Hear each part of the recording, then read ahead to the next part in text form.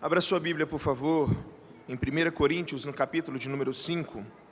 Nós leremos do verso 1 até o verso de número 8. Carta do apóstolo Paulo, 1 Coríntios, capítulo de número 5, do verso 1 até o verso de número 8. 1 Coríntios, capítulo de número 5, do verso 1 ao 8, nós meditaremos na palavra do Senhor. Eu gosto de dar um tema para os sermões em que ministro aqui, e o desse é leprosos da igreja. 1 Coríntios, capítulo 5, versículo 1, diz assim a palavra do Senhor: geralmente se ouve que há entre vós imoralidade, e imoralidade tal como nem mesmo entre os gentios, isto é, haver quem se atreva a possuir a mulher de seu próprio pai. E contudo andais vós ensoberbecidos, e não chegastes a lamentar para que fosse tirado do vosso meio quem tamanho ultraje praticou. Eu, na verdade, ainda que ausente em pessoa, mas presente em espírito, já sentenciei, como se estivesse presente, que o autor de tal infâmia seja, em nome do Senhor Jesus, reunidos vós e o meu espírito, com o poder de Jesus, nosso Senhor, entregue a Satanás para a destruição da carne, a fim de que o espírito seja salvo no dia do Senhor Jesus. Não é boa a vossa jactância ou orgulho? Não sabeis que um pouco de fermento leveda a massa toda? Lançai fora o velho fermento, para que sejais nova massa, como sois de fato sem fermento, pois também Cristo, o nosso Cordeiro Pascal, foi imolado. Por isso, celebremos a festa não com fermento velho, nem com fermento da maldade e da malícia, e sim com os asmos da sinceridade e da verdade. Senhor Jesus, graças te damos por poder louvar o teu nome e nos assentar para ouvir a tua doce voz. Senhor, eu tenho um pedido a fazer ao Senhor. Derrame sobre nós temor e tremor nessa manhã. Tenha misericórdia de todos que aqui estão, de mim como teu ministro, do teu povo, que ouve a tua palavra e passa a ser responsável por ela. Ajude-nos, é o que nós te suplicamos, em nome de Jesus nosso Senhor. Amém e amém.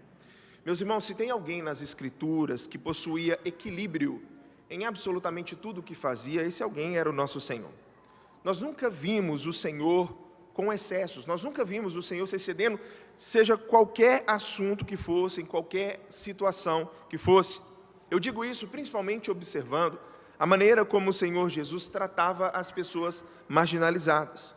Jesus nunca demonstrou colocou em evidência apenas um dos seus atributos. Sempre estavam todos ali presentes. Jesus nunca foi só amor, nunca foi só misericórdia, nunca foi só justiça, nem muito menos ira. Havia sempre um equilíbrio. E diferente do que principalmente a nossa geração tenta pintar, os equilíbrios, os atributos do nosso Senhor, todos eles estão em equilíbrios. Nenhum deles se sobrepõe aos demais. O nosso Senhor é plenamente perfeito no que diz respeito aos seus atributos. Você lembra do episódio da mulher adúltera? Todos ali agitados, querendo apedrejar aquela mulher, matar aquela mulher que foi pega em situação de adultério. E aí, irmãos, o nosso Senhor se abaixa e ele escreve ali na terra, expõe a hipocrisia daqueles homens. E o texto diz que o nosso Senhor vai então exercer a sua misericórdia, perdão sobre aquela mulher. O Senhor perdoa. Então, de um lado você tem o exercício da misericórdia. Mas o mesmo Senhor que exerce misericórdia é o mesmo Senhor que vira para aquela mulher naquele instante e diz: vai e não peques mais. Percebe o equilíbrio? O Senhor, irmão, sabia exatamente o que fazer para ser misericordioso e ao mesmo tempo também ser justo. Jesus repreendia, disciplinava, mas tudo o que ele fazia em amor. Repreensão, disciplina em amor, são justamente coisas que nós não encontramos na igreja de Corinto. Nós acabamos de ler um texto que nos mostra exatamente isso. Olha só o que estava acontecendo, para você ver a barbaridade que estava acontecendo dentro da igreja. Um filho havia se deitado com a mulher do seu pai, uma palavra para madrasta, E a igreja, irmãos, ao saber dessas coisas, porque era algo escancarado, a igreja não fez nada. A igreja simplesmente cruzou os braços e deu de ombros para os problemas. Todos eles sabiam que a lei do Senhor havia condenação, na lei do Senhor havia condenação para esse tipo de prática. Se você pega Levítico 18, no capítulo 18, versículo 8, o texto diz para nós: não descobrirás a nudez da mulher do teu pai.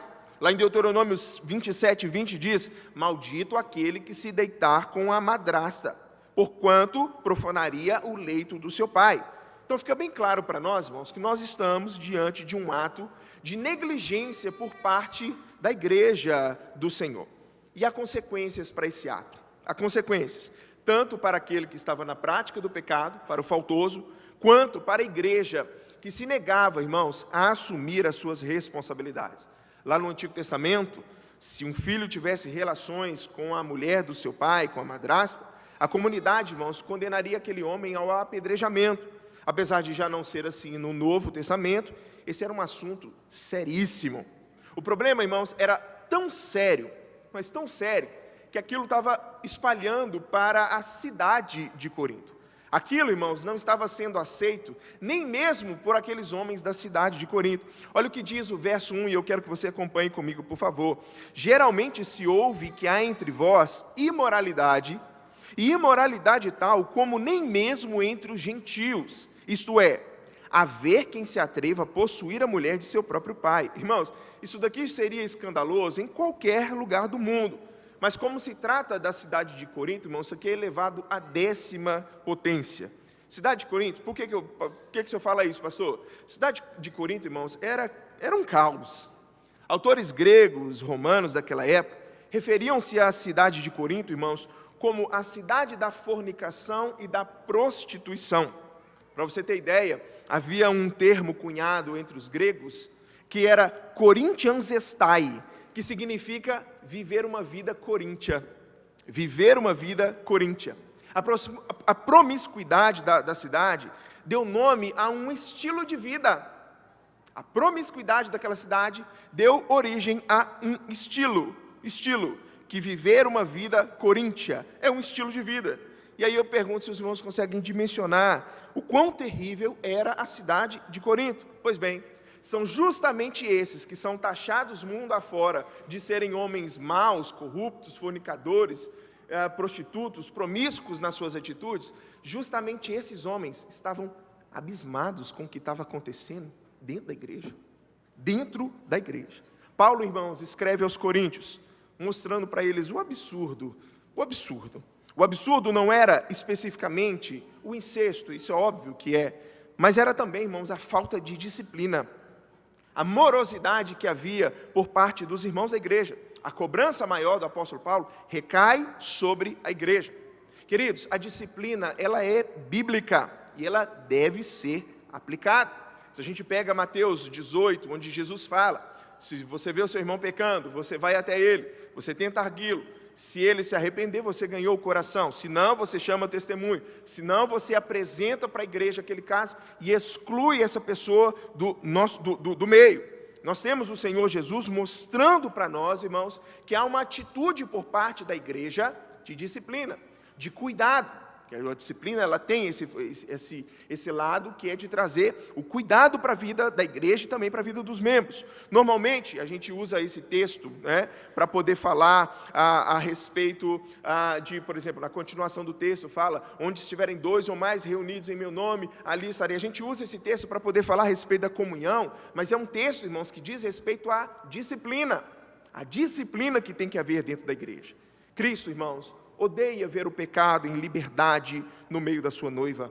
Nós temos exemplos, ainda mais claro, quando a gente vê a carta onde é escrita, lá em Apocalipse, no capítulo de número 2, Apocalipse, capítulo de número 2, no versículo de número 18, Apocalipse, capítulo de número 2, versículo de número 18, nós temos uma carta escrita à igreja de Tiatira, onde diz, ao anjo da igreja em Tiatira escreve, essas coisas diz o Filho de Deus, que tem os olhos como chama de fogo e os pés semelhante ao bronze polido. Conheço as tuas obras, o teu amor, a tua fé, o teu serviço, a tua perseverança e as tuas últimas obras. mais numerosas do que as primeiras, mas sem um problema. Tenho, porém, contra ti, o tolerares que essa mulher Jezabel, que a si mesma se declara profetisa, não somente ensine, mas ainda seduza os meus servos a praticarem a prostituição, a comerem coisas sacrificadas aos ídolos. E aí, aqui vai falando outras coisas que essa mulher fez. A igreja de Tiatira, apesar das suas boas obras, apesar do Senhor dizer coisas boas a respeito, havia um problema. Essa era uma igreja que não aplicava disciplina.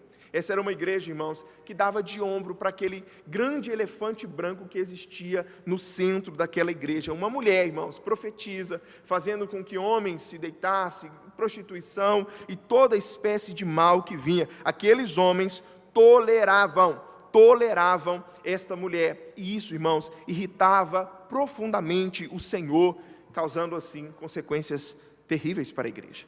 Aquela mulher precisava ser tirada do meio da igreja. Assim, irmãos, como esse homem aqui de 1 Coríntios 5, também, que se deita com a mulher de seu pai e os homens não fazem nada, e a igreja não faz nada. E qual é a reação da igreja mediante esse abuso? Versículo 2 vai falar para nós. E no versículo 2 de 1 Coríntios 5 diz: e contudo, andais ensoberbecidos, e não chegastes a lamentar, para que fosse tirado do vosso meio quem tamanho ultraje praticou. Há uma tradução que diz ainda mais claramente, diz assim: e vocês são arrogantes, não deveriam estar se angustiando, expulsem do seu meio o homem que praticou este ato.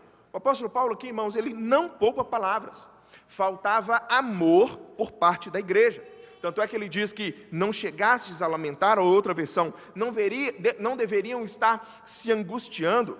A palavra que Paulo usa aqui, irmãos, para lamento é pentem, que é a mesma usada para quando se chora por alguém que morreu. Irmãos, a igreja sofre quando um dos seus membros caminha por caminhos tortuosos. Pelo menos era para ser assim.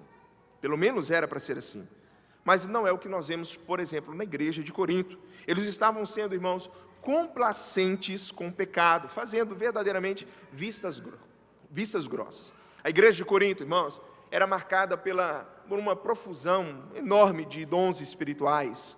Talvez seja exatamente esse o motivo pelos quais ela se orgulhava como se não tivesse nada de errado,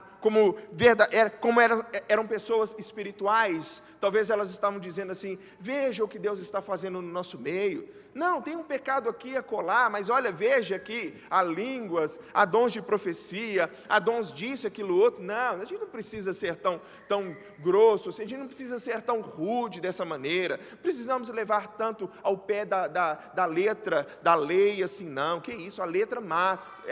E talvez exatamente por isso a igreja estava como estava. E eu pergunto se esse não é também um problema atual. Fica evidente para nós, irmãos, que necessitava-se de se aplicar a disciplina dentro daquela igreja. Mas por quê?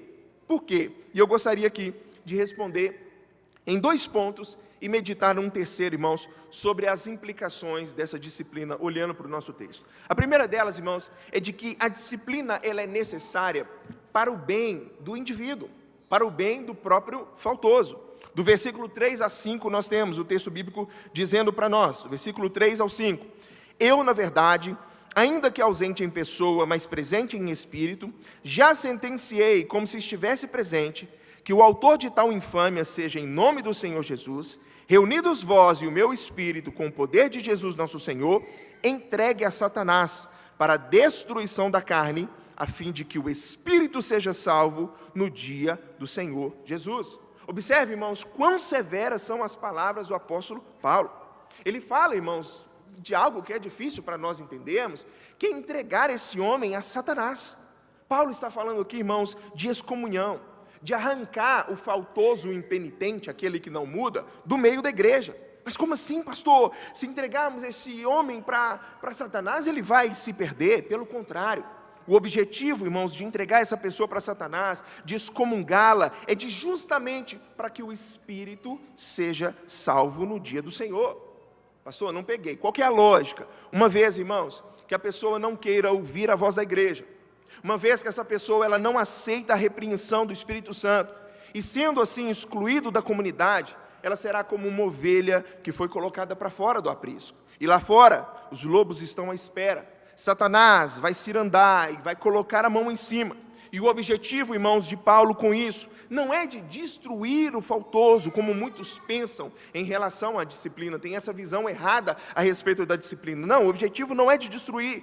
Em termos eclesiásticos aqui, irmãos, alguns pensam de disciplina como algo que simplesmente traz punição ou destruição do pecador, mas não é esse o objetivo da disciplina. Apesar de todo rigor e firmeza do apóstolo Paulo, irmãos, em tratar esse assunto, ele diz, a fim de que o espírito seja salvo. Esse é o objetivo que Paulo revela aqui na sua carta. O amor, irmãos, por aquele pecador e o seu desejo de recuperá-lo, mesmo que seja tomando medidas drásticas, mesmo tendo que tomar medidas drásticas contra aquele homem. Paulo, irmãos, não fica vacilante. Você não vê ele, vou pensar, vou orar e depois respondo. Não. Se tem de ser entregue a Satanás, que seja, para que o espírito seja salvo.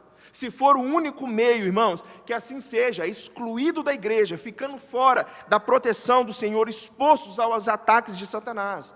No caso, para este membro da igreja, o propósito, irmãos, era trazê-lo de volta ao seio da igreja por meio das aflições. As angústias, as dificuldades, as tribulações viriam sobre a vida daquele homem. Deus permitiria que Satanás, irmãos, cirandasse com esse homem, irmãos, a fim de que ele fosse provado, e ele, irmãos, se lembrasse de que tem um Deus de amor que acolhe aquele que caiu. Ele deveria ser levado ao arrependimento, cair em si, e então voltar ao convívio da igreja. Aplicar, irmãos, a disciplina sobre uma pessoa a humilha. Quem já sofreu disciplina sabe quanto que a nossa alma, se somos verdadeiramente do Senhor, a nossa alma se abate.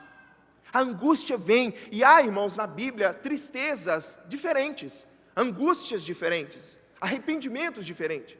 Há o arrependimento que é mais remorso, eu fui pego fazendo algo errado, e eu falo, puxa vida, fui pego fazendo algo errado, agora eu vou ter que... As consequências, pensa num aluno que cola na prova, agora ele vai tomar 0, e ele está preocupado com o 0 que ele vai tomar. Mas há um arrependimento, uma tristeza real, que é a tristeza, irmãos, quando eu olho para o meu pecado, e aquilo me dói intimamente, dói no meu profundo ser, porque eu pequei contra o Senhor. Eu não estou focado nas consequências do meu erro, eu estou focado em não desonrar o meu Senhor mais, e por isso eu me arrependo. Aplicar a disciplina sobre uma pessoa humilha, a desperta para as realidades espirituais. A disciplina, irmãos, visa o bem do indivíduo, o bem do faltoso. É uma disciplina visando a restauração. É o amor paternal que nós temos lá em Hebreus 12:6, que diz, porque o Senhor corrige a quem ama, e açoita todo filho a quem recebe. A disciplina do Senhor é a disciplina de um pai. Quando você disciplina o seu filho, você o detesta? Você quer que ele que ele se perca? Não. Você faz isso para que ele volte à consciência e assim possa entrar novamente nos trilhos. A disciplina, irmãos, primeiramente, então, ela é necessária para o bem do faltoso, para o bem do indivíduo. Mas não só isso. A disciplina é necessária também para o bem da igreja. E aí é o que nos diz o verso 6 ao verso 8, quando nos fala, não é boa a vossa jactância, o vosso orgulho. Não sabeis que um pouco de fermento leveda a massa toda? Lançai fora o velho fermento, para que sejais nova massa, como sois de fato sem fermento. Pois também Cristo, nosso Cordeiro Pascal, foi imolado. Por isso, celebremos a festa, não com o velho fermento, nem com o fermento da maldade e da malícia, e sim com os asmos da sinceridade e da verdade. Paulo vai dizer, irmãos, aqui no capítulo 5, no verso 6, que o pecado é como o fermento. Se nós não cuidarmos, ele se alastra e contamina toda a massa. O texto diz, não sabeis que um pouco de fermento leveda a massa toda? Paulo usa aqui, irmãos, uma linguagem muito comum lá no Antigo Testamento. No Antigo, uma das coisas usadas para significar, para tipificar o pecado, era o fermento. Tanto é, irmãos, que na celebração da Páscoa era proibido se comer pão com fermento. O pão era asmo, pão sem fermento. O fermento é um símbolo do pecado. Uma das propriedades do fermento, irmãos, pelas quais ele tornou-se símbolo do pecado, é a sua capacidade de aumentar e dominar o ambiente em que ele se encontra. Se colocado um pouquinho de fermento, E aí quem já fez um bolo na vida, sabe como é. Se você coloca um pouco de fermento no pão, no bolo que está sendo preparado, logo toda aquela massa vai crescer. O apóstolo Paulo, irmãos, diz que o pecado, ele é exatamente assim. Paulo pergunta se os crentes ali da igreja de Corinto não sabiam disso, que o pecado é como um fermento que leveda toda a massa. A ideia é, irmãos, que se deixado sem correção no seio da igreja, sem as devidas soluções, sem que as devidas soluções sejam tomadas, o pecado vai se alastrar. O pecado vai propagar para mais e mais pessoas. Eu quero que você imagine, por exemplo, irmãos, como é que estavam os jovens da igreja de Corinto. Pensa nesses jovens lá da igreja de Corinto. O que eles estavam aprendendo? Vendo toda aquela cena, o que é? Um rapaz está se deitando com a madrasta e a igreja não faz nada. Aprendiam, irmãos, aqueles homens estavam aprendendo, aqueles jovens, que aquela atitude não fazia diferença na vida cristã, que não importa o nosso comportamento sexual, nós podemos continuar pecando em pecado e ser um cristão, e tudo bem, isso é normal. Era essa, irmãos, a mensagem que estava sendo passada para os demais membros, que o pecado não importava tanto assim. Por quê? Porque a igreja parecia aceitar aquilo normalmente.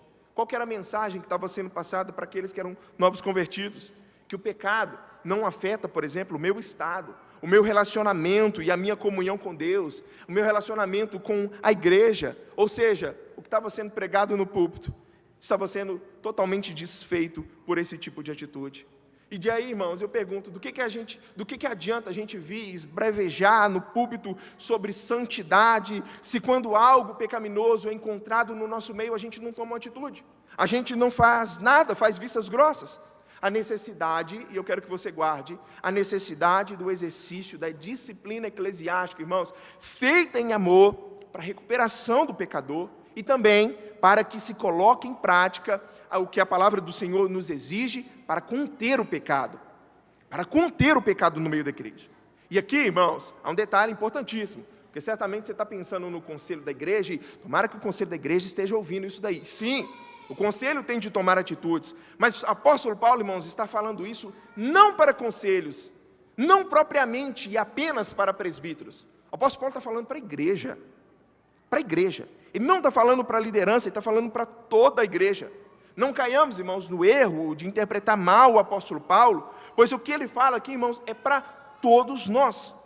É responsabilidade, irmãos, de toda a igreja zelar pela vida da comunidade, seguindo os princípios bíblicos. Por quê? Porque se o pecado é como fermento, se nós permitirmos, irmãos, que ele esteja no nosso meio de maneira tão escancarada e grotesca, aquilo vai contaminar a massa toda. Toda igreja é prejudicada quando o pecado de algum irmão não é combatido.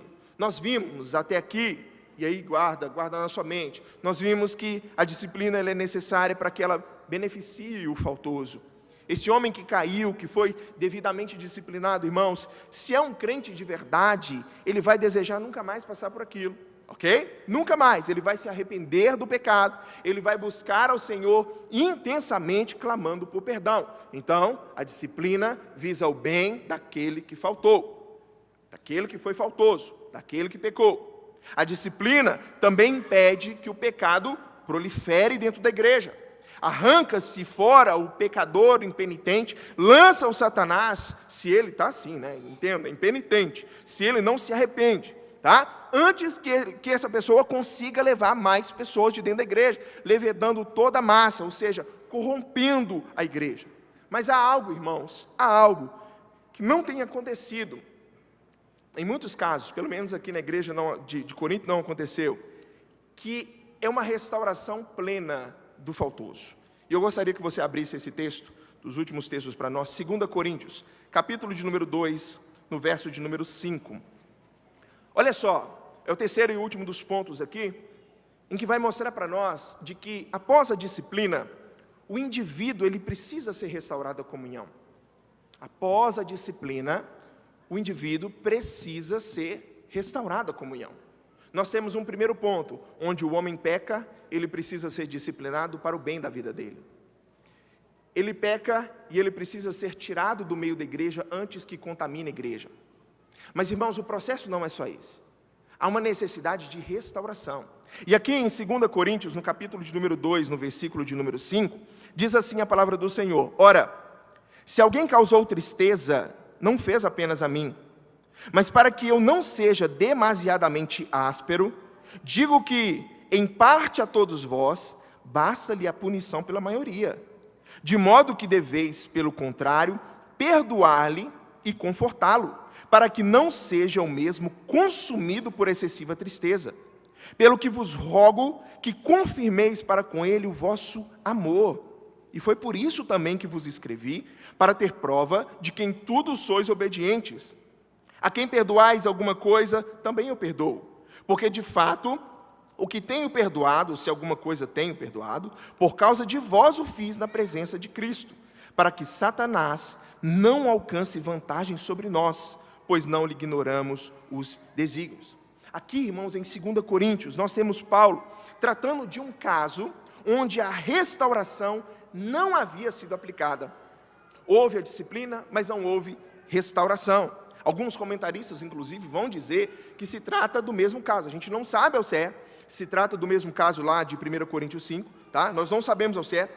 Mas o fato, irmãos, o que nós vemos aqui é aplicado em qualquer que seja o caso. Queridos, uma vez que o pecador ele foi disciplinado, uma vez que o homem ele foi repreendido e ele se arrependeu, ele deu provas de mudança, ele precisa voltar à comunhão. Ele precisa ser restaurado à comunhão dentro da igreja. E o problema é que isso não tem acontecido, pelo menos não da maneira como Deus quer em muitos casos.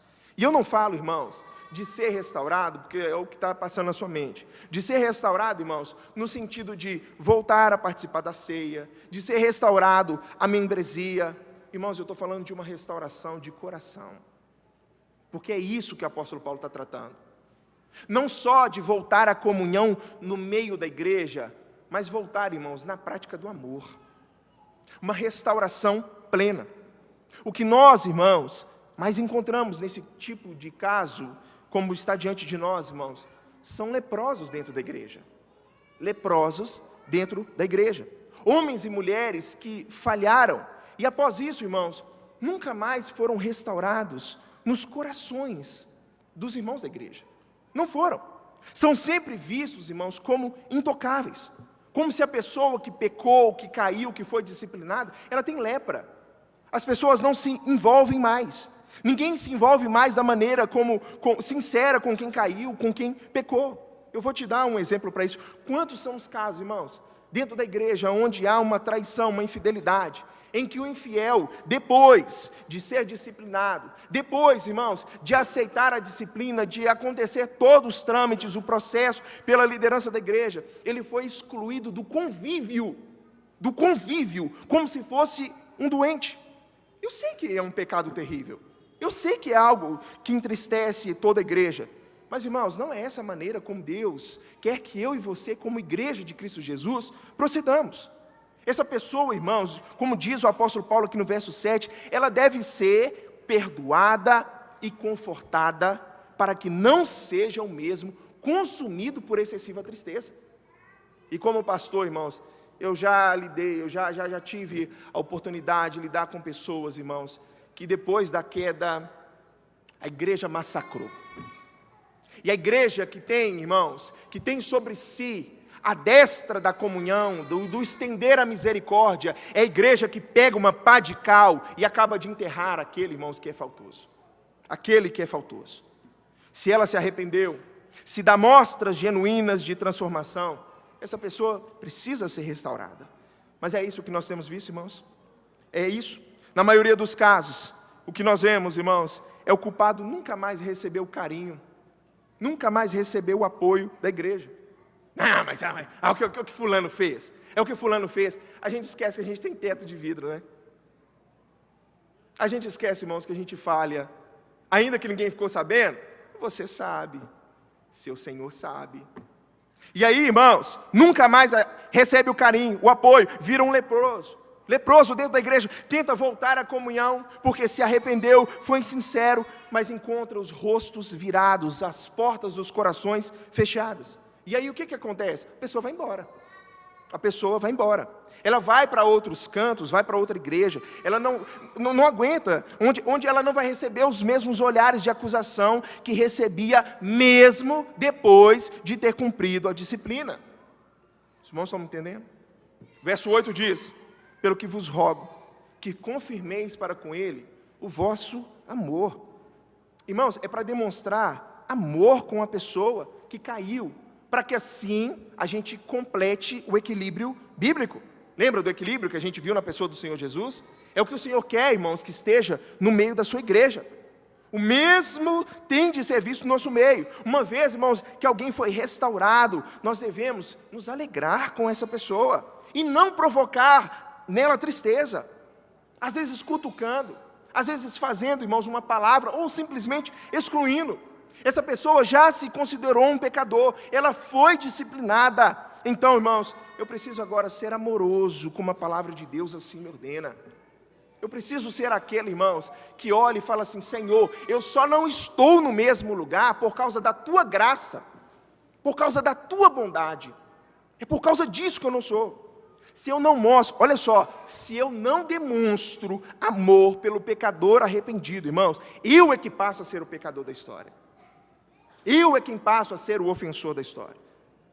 É tratando homens e mulheres que cometeram algum pecado mais grave, irmãos, como leprosos, que nós excluímos essas pessoas do nosso meio, e essa não deve ser a postura da igreja de Cristo Jesus.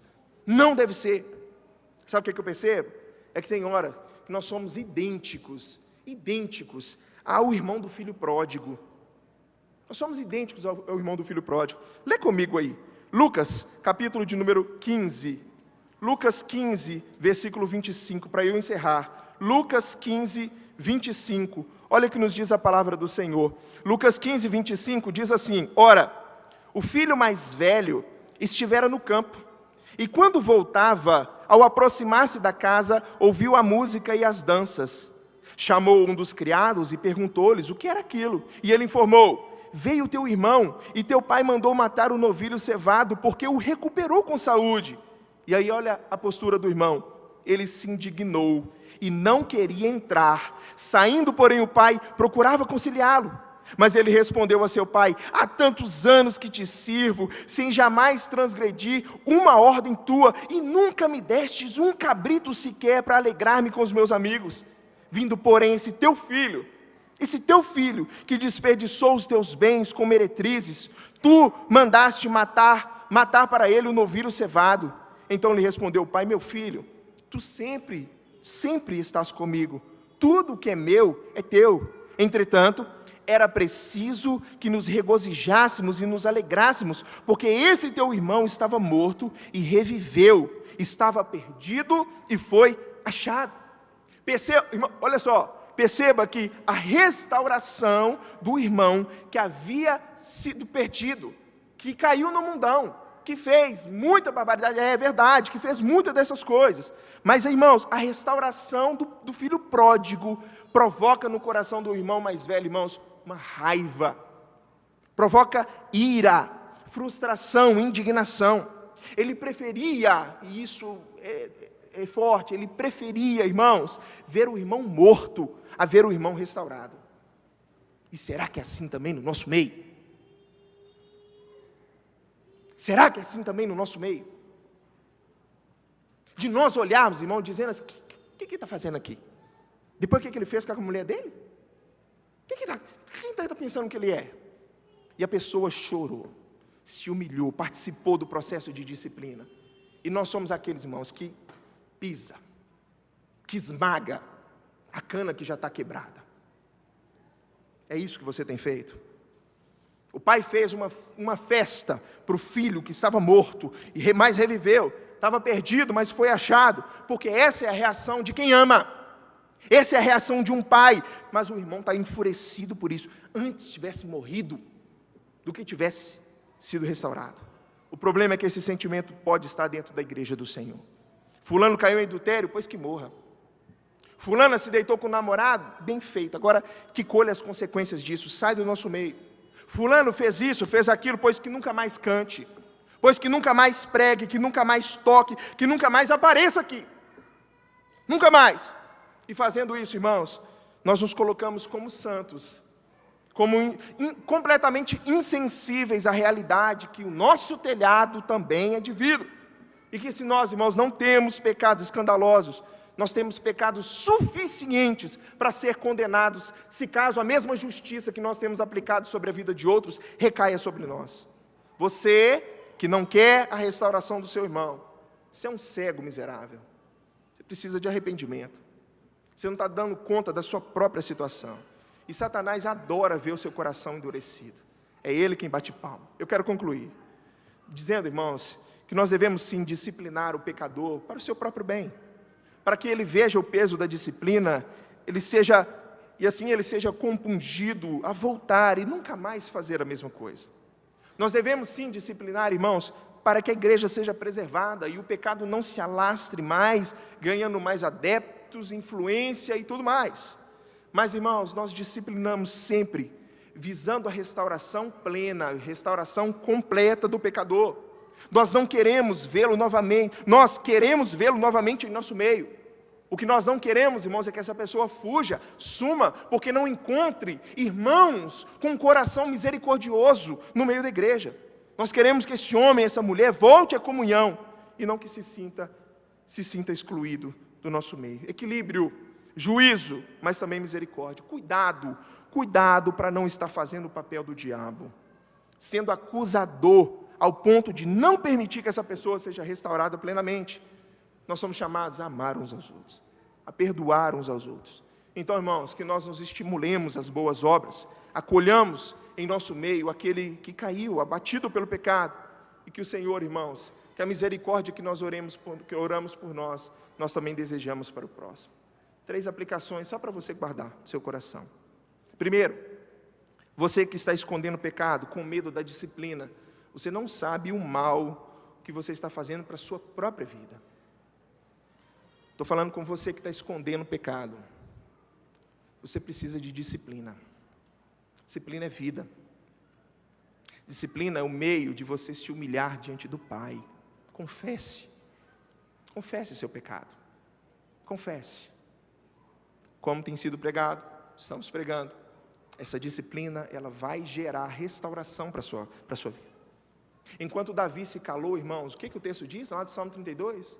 Enquanto eu me calei os meus ossos, o homem sentiu dor física por causa do pecado. Quem sabe não é por causa disso que você está passando tanto mal assim. Disciplina é para a vida, é bênção de Deus para nós. Nós somos colocados, irmãos, no caminho correto por meio da disciplina. Pense na disciplina dos seus pais, é a disciplina do Senhor sobre nós. Confesse, abandone essa arma que Satanás tem contra você, que todo dia te cutuca, porque você não se arrependeu, você não confessou o seu pecado. Se você está fazendo isso, falando, não, Deus me livre de passar pelo processo da disciplina, seu coração vai ficando mais em trevas, até que o dia a sua mente está cauterizada, e você nem se importa mais com isso. Confesse. Segundo, nunca se esqueça que o seu telhado é de vidro.